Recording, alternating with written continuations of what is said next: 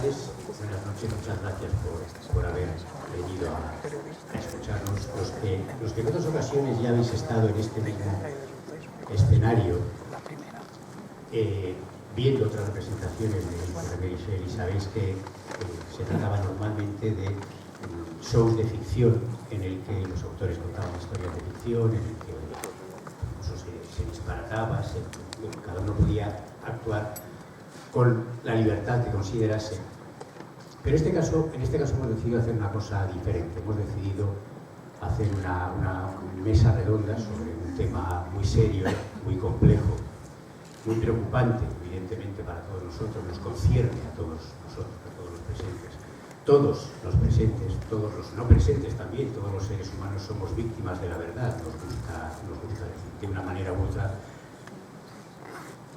La verdad nos esclaviza, la verdad nos puede hacer daño, según cómo sea utilizada y según cómo sea manipulada. Hoy, durante la comida, hablábamos de un suceso que probablemente las personas de más edad, entre los que estáis aquí, recordaréis remotísimamente como hace muchos años tuvo lugar la llamada Primera Guerra del Golfo, donde la verdad fue tal vez el punto de la historia en que se evidenció que la verdad se manipulaba, se cambiaba, se convertía en una gran mentira, con cosas que, vistas desde ahora con una perspectiva de tanto tiempo pasado, resulta increíble que los que entonces vivíamos nos creyéramos cosas como el gran cañón que poseía Saddam Hussein, que tal vez es un nombre que os suena.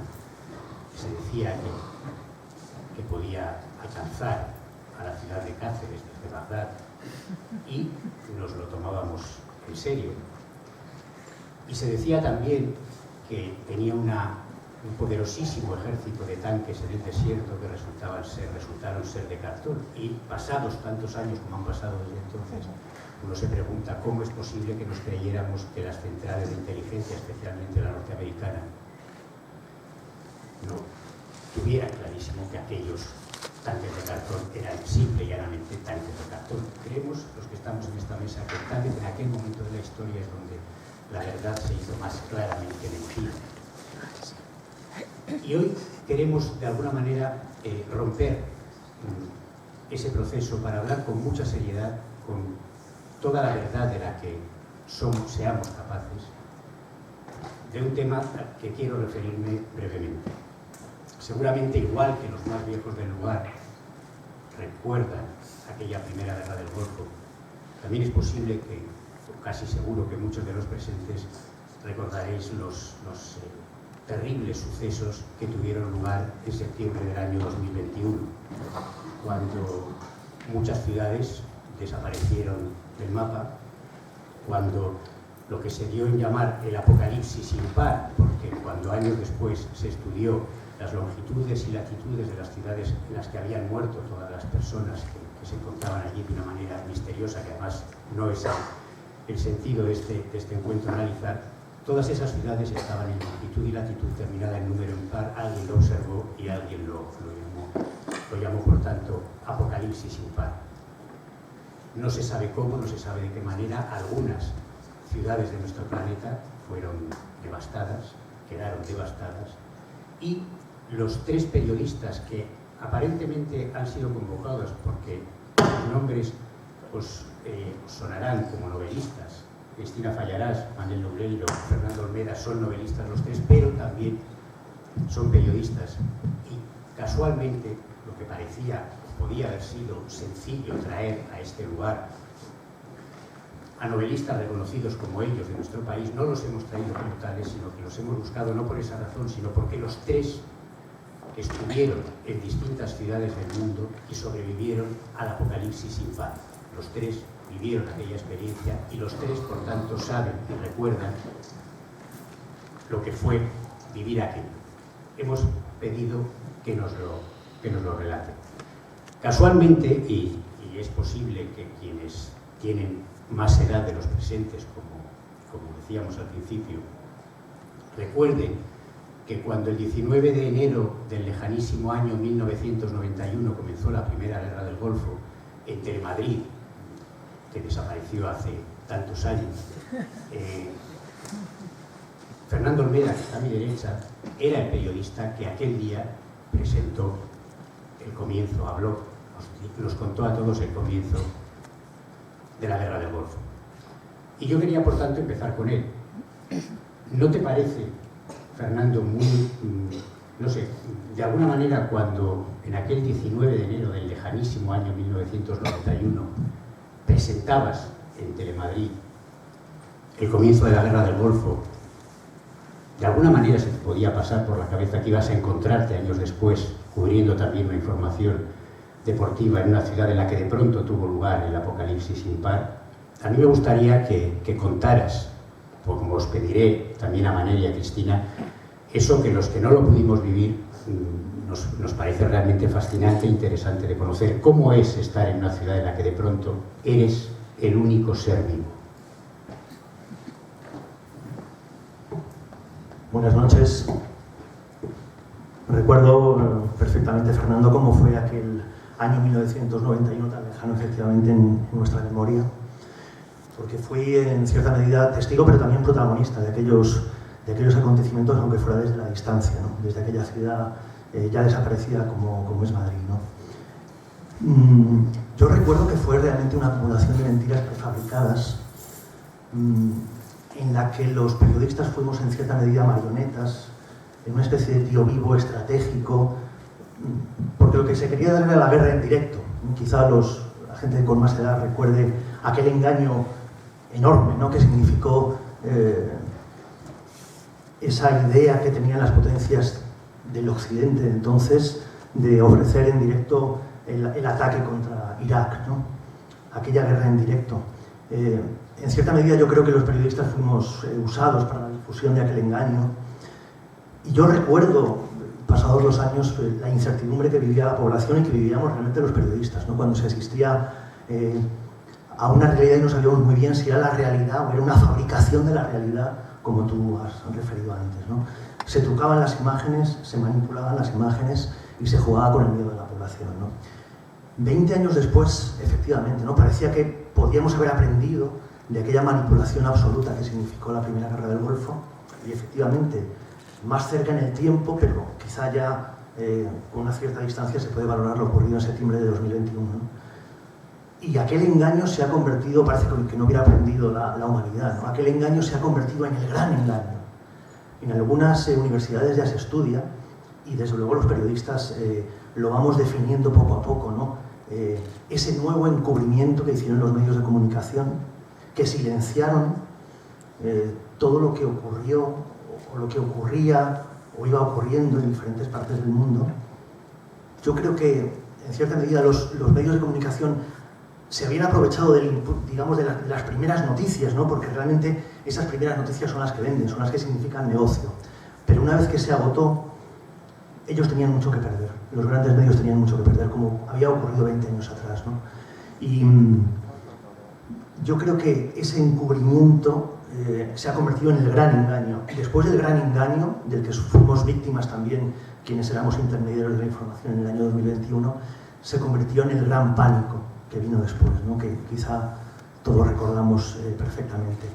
Y afortunadamente, después de ese gran pánico, estamos aquí vivos contándolo hoy aquí en Áviles, ¿no?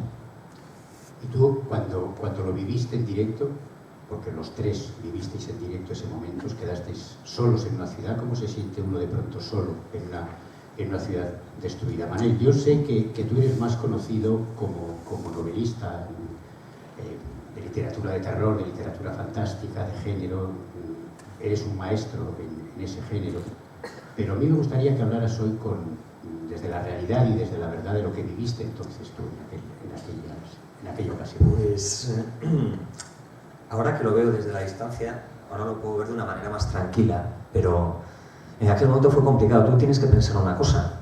A diferencia de Fernando, que estaba en el centro de la noticia, Fernando tenía la suerte de que él estaba en un sitio donde seguían llegando noticias. Pero yo, que vivo en una ciudad bastante tranquila, alejada de Madrid, lo que más recuerdo de aquel momento es que de repente las noticias dejaron de llegar. De repente el flujo de información cesó por completo. Y no solo cesó por completo. Una de las cosas que a mí personalmente más me impresionó, que es de las que yo guardo más recuerdo de aquel 2021, es una de las cosas que jamás se me olvidará, es el silencio de los móviles. Cuando de repente todos los móviles de todo el mundo dejaron de tener cobertura, de golpe. El silencio de las televisiones, cuando solo había estática. El silencio de las radios, cuando solo emitían los bloques preprogramados que se iban quedando antiguos y tú sabías que se habían quedado antiguos. El silencio en la calle. Es quizás el recuerdo más intenso que tengo del 2021. El silencio. Aún hoy soy incapaz de estar en una habitación a solas sin poner la tele de fondo, porque aún hoy el silencio me genera pánico. Fue muy complicado entender. Ahora es muy fácil, ahora todos sabemos lo que pasó entonces. Ahora es muy fácil hablar de eso. Ahora incluso la gente más joven lo recuerda, o sea, los que no lo vivieron en primera persona, los críos más pequeños, a ellos casi les parece un cuento para asustar, un cuento del hombre del saco. Los pocos que quedamos, que aún podemos contarlo y que lo vivimos, la verdad es que es una sensación, ya se ha metido tanto debajo de nuestra piel, debajo de nuestras uñas, por decirlo de alguna manera, que forma parte de nuestra vida. Yo me despierto con pesadillas por las noches, Fernando. Y en esas pesadillas no hay ruido, en esas pesadillas hay silencio.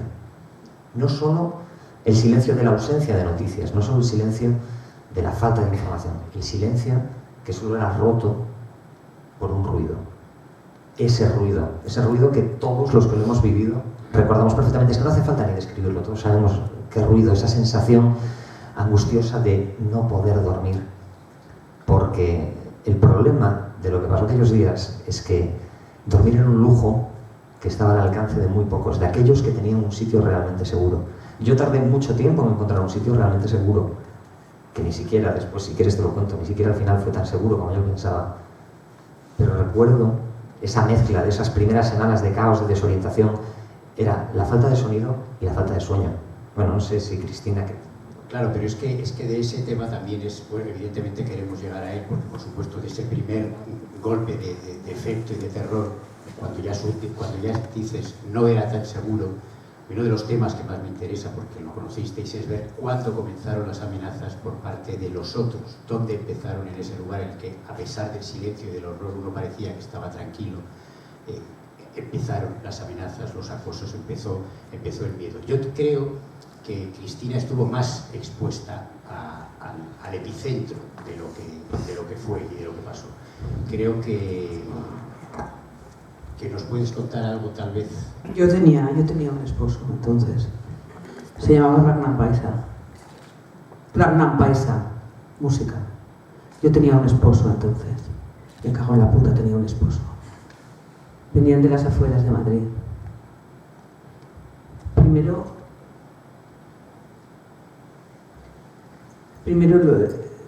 se quedaba solo en los huesos. El sonido, ¿te acuerdas? Yo tenía un esposo. Primero se quedaba solo en los huesos. Cuando empezó todo, venía de fuera de Madrid, venía siempre de las afueras. Seguía en el cauce de los ríos, llegar por el Manzanares. Nosotros nos fuimos a Chicote. Todo se estaba destrozando, los primeros cuerpos ya estaban hechos polvo. Primero se quedaban sobre los huesos y después se hacía una mancha grande en el suelo y después todo era polvo. Mi marido también fue polvo, me metido rayas. Y después me hice una papela con lo que quedaba de él. Nos fuimos a Chicote porque queríamos beber, porque pensamos que era el mejor sitio, el mejor refugio. Dejamos a los niños con las chicas de la comuna de Carabanchel. Todas las familias dejábamos a los niños con las chicas de las comunas. Se habían creado las comunas, ¿acordáis de las comunas de lesbianas? Se habían creado grandes comunas de lesbianas porque las mujeres ya no creían en los hombres. Por eso pasó todo. Yo tenía un marido, se llamaba Ragnar Paisa. Él me enseñó a bailar. Nos fuimos a Chicote, cuando todo empezó a destruirse, cuando vimos los primeros muertos y supimos que también íbamos a morir. Pero yo no morí y es algo de lo que me arrepiento cada día. Me gustaría tanto haber muerto con él. Todavía me queda polvo. Todavía me queda polvo. Cada día cuando me levanto me meto 2 rayas de mi marido para tirar adelante. en Chicote, él empezó a ser polvo y ya fue nada. Dejamos a los niños en la comuna de Carabanchel. Nos enteramos que en Valencia, en Sevilla, ¿te acuerdas? Zaragoza, Bilbao, las grandes ciudades no quedaba nada. Y de repente en Madrid no quedaba nada. Yo me fui a una tienda de sprays, de grafiteros, cogí una mochila y la llené de sprays y me llegué hasta el Círculo de Bellas Artes, donde ya no quedaba nada, efectivamente no quedaba. Es que no había redes, es que no había redes. Es que no hubiera radio, es que no había redes y nosotros solo teníamos las redes y yo no tenía ya ni a mi marido ni a las redes y yo intentaba ser periodista y pensaba, ¿periodista para quién? ¿Para quién coño voy a ser periodista si no queda nadie? ¿Qué coño periodista? Ahora podemos contarlo, entonces no podíamos contar nada porque no quedaba nadie en Madrid. Y me fui hasta el Círculo de Bellas Artes con mi mochila y pinté con un spray color naranja butano. Yo soy la última. Pero después seguí andando por la Gran Vía y cuando llegué a Callao dije, no. Y con un spray verde carruaje pinté, yo soy la primera. Porque de repente cuando todo acaba, ¿qué eres? ¿Eres la última o eres la primera? Ya no eres periodista, ya no quedaba nada. ¿Os acordáis del ruido? ¿Os acordáis de todo? De repente no quedaba nada, porque tú pensabas, bueno, que igual queda alguien. No. Cuando en una ciudad no queda nadie y las redes están cerradas y ya no hay sonido, no piensas que en otras ciudades puede quedar alguien. Ya no eres periodista. La comunicación es una broma. La comunicación es una broma de gente rica que se ha olvidado de los tambores. La comunicación no existe cuando eres muerte. Yo tenía un marido, ¿te acuerdas? Se llamaba Rana Paisa.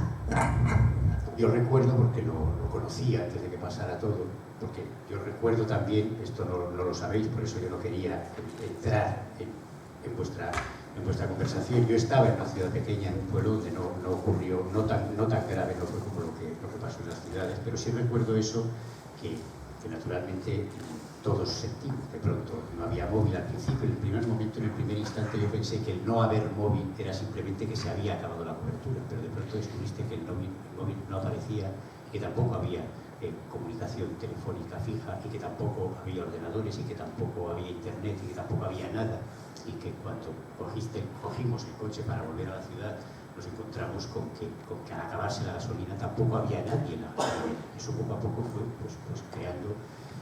El polvo, Fernando, el polvo. Se convertían en polvo, hostia. Yo vi algunos, pero pensé que se trataba de, como supongo que os pasó a vosotros, cuando aquello empezó a ser hace tanto tiempo, ¿no? Realmente lo hemos superado. Ahora me gustaría también que volviéramos que habláramos un poco de eso, porque realmente es muy fuerte y sorprendente que a pesar de la destrucción de las redes, de las comunicaciones, de todo lo que habíamos logrado avanzar de tecnología en el siglo XXI, logramos reorganizarnos desde pequeños bloques y desde pero ya no somos los pequeñas mismos. ciudades. Y eso es lo que me gustaría que hablarais vosotros, que tal vez, porque bueno, Cristina ha accedido a estar aquí, pero ella es la misma que reconoce que su salud sí está más alterada, más tocada por todo lo que vivió y por todo lo que ocurrió. A pesar de ello hemos querido que esté aquí. Pero Manel y Fernando sí son, bueno, de alguna manera sí sostenéis la esencia de lo que fuisteis, aunque, como tú has dicho, cambiasteis. Porque hubo violencia, porque todos nos vimos obligados a hacer cosas que ahora... Fernando, todos hemos hecho algo. Es muy complicado, es muy complicado. Yo llevaba una vida muy tranquila, yo era una persona normal y corriente. Mi máxima afición era poder salir un fin de semana a navegar. Y de repente es la primera vez que ves tus manos manchadas de sangre, la primera vez que te das cuenta que has tenido que cruzar la línea tú solo. Es terrible, es terrible. Todos tenemos cosas terribles, todos los que hemos pasado por eso, casi todos. Aún no he conocido a nadie que haya atravesado el 2021 y que no tenga algo oculto, que no haya hecho algo de lo que ahora mismo se avergüenza, pero ahora mismo yo me arrepiento de muchas de las cosas que hice en su momento. Pero créeme, en aquel momento era necesario, era la única manera. Solo había una forma, no sé cómo explicarlo. Era... ¿Qué es el arrepentimiento? ¿Qué es el arrepentimiento, Manel? El arrepentimiento es una construcción previa al 21. El arrepentimiento no se puede conservar la idea del arrepentimiento, la idea de la culpa, la idea del pecado. No se puede conservar nada después de lo que pasó entonces. Seríamos idiotas si consideráramos que seguimos siendo seres humanos. Aquella construcción que teníamos basada en la culpa, el arrepentimiento, el cristianismo, el judaísmo, no existe nada de todo eso desde entonces. Por el amor de Dios, llevo a mi marido en una papera en el bolsillo de atrás. Pero estamos locos, estamos locos. Disculpada, Cristina, como ha dicho Fernando, la verdad es que ha sufrido los efectos de lo que ha ocurrido, y yo he conocido mucha gente como Cristina que... Se llama sensibilidad. Que no ha podido contarlo. Yo cubrí muchas guerras. Fui testigo directo de muchísimos conflictos bélicos en los que peleaban hombres contra hombres, ¿no? Y tuve mucho miedo, pero era un miedo, el miedo del observador de la realidad, que es un miedo que se supera porque tienes la obligación profesional de contarlo y ves el horror delante de tus ojos y haces un gran esfuerzo y lo cuentas, ¿no? Lo que ha ocurrido, lo que ocurrió en el 2021 fue diferente. En ese momento, Fernando, yo no tuve miedo. O no tuve el miedo que tenía cuando estaba cubriendo conflictos en Oriente Medio o en otros lugares del mundo, ¿no? Tuve el miedo de que toda esa barbarie que me rodease me transformase en un demonio. Y en cierta medida, como bien dice Manel, yo también tengo que, no sé si arrepentirme, pero sí reconocer ciertas cosas, ¿no? Y yo recuerdo cuando estaba informando en mi ciudad, hasta cuando pude, ¿no? Teníamos, no sé si lo recordáis alguno, ¿no? Teníamos aquella hoja plastificada con un catálogo, una pirámide de amenazas, ¿no? que teníamos, que nos habían pasado las autoridades, amenazas ordenadas por probabilidades de que te afectasen, más que por la capacidad mortífera de esas amenazas, ¿no? Y hubo un momento antes de lo que decidí hacer, cuando ya no se pudo informar más y cuando efectivamente el silencio lo dominó todo, y salvo aquel ruido que dice Manel, todo era silencio. Yo tengo que decirlo hoy, ¿no? Yo participé, tuve que integrarme porque era la única fórmula de supervivencia en aquellas bandas organizadas de supervivientes que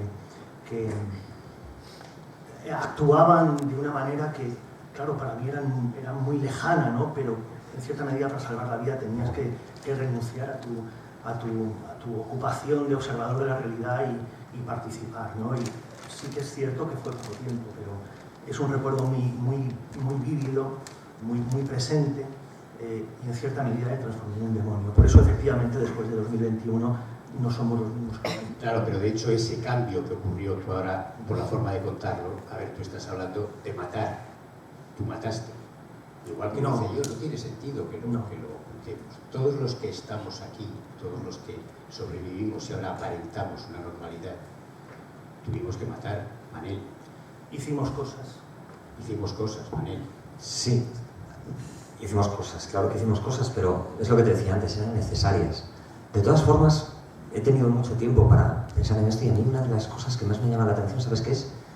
La aleatoriedad de la muerte, de cómo se ha repartido. Mira, cuando todo empezó y yo estaba encerrado en mi casa, y fíjate qué curioso, ahora que te tengo aquí al lado, me acabo de dar cuenta que una de las últimas personas que vi en la tele fue tu cara, una de las últimas cosas que vi en la tele fue la tuya, antes de que todo se fuese al carajo.